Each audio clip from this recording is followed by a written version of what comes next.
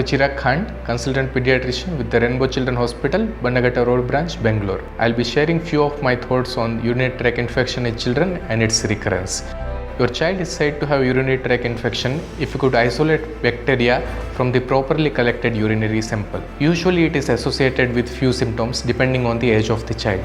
If it is infant or toddler, they usually present with the refusal to feed, increased fuzziness, and sometimes associated fever and vomiting depending upon if the upper urinary tract is involved or not. If it is adolescent boy or girl, they usually present with increased frequency of urination and sometimes burning sensation while passing urine, sometimes with the backache. Whenever the upper urinary tract involved, usually it also presents with the fever as well as associated nausea and vomiting. Now, whenever you have got a child who have unidentified focus with the fever, usually urinary tract infection is very important differential. Now, the urinary tract infection in the adult is more of a sporadic incident. It usually don't recur and it usually don't require a detailed etiological evaluation. Whereas the urinary tract infection in the pediatrics, it's a different entity altogether because there is a 10 to 30% chance that it may again recur. And it usually, if there is a recurrent episode of UTI, these are usually associated with the kidney scars, which could themselves have a long-term consequences.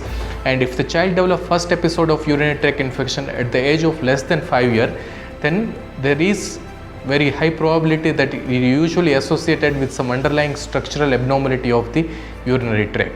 Now, how I approach urinary tract infection? Whenever I have got a child with a urinary tract infection, I usually ask two questions. Is there an anatomical problem or is there a behavioral problem? So any child who had an episode of urine infection at the age of less than 5 years, we usually get one sonography done for the kidneys, bladder and the ureter to identify is there any structural abnormality or not. The common structural abnormality that we come across are the duplication of the ureter. Sometimes we find that there is an obstruction in the flow of urine either at the level of ureter or at the level of urethra, and sometimes we find that the urine is flowing in the retrograde fashion, which we call as the reflex. Now, it is important in the pediatric urinary tract infection to identify this underlying structural abnormality and to address them at the earliest opportunity, and some babies might even require a prophylactic antibiotic to prevent the recurrence of infection. Now, if everything comes normal from the anatomical evaluation point of view, then I ask, is there a behavioral problem?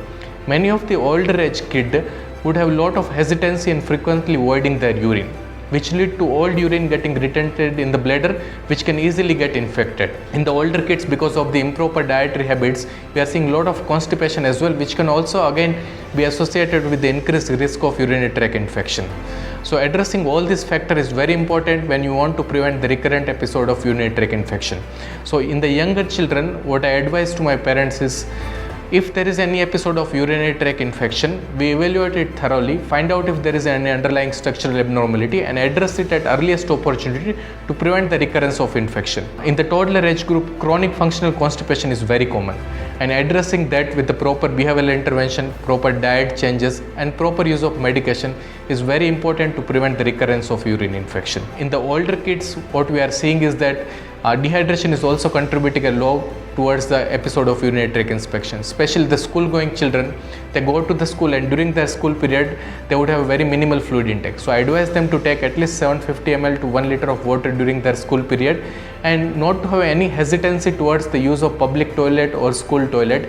Because of that hesitancy, sometimes it leads to urine retention, which can also make them prone to development of urinary infection. And last and the most important point is to teach the right hygienic habits.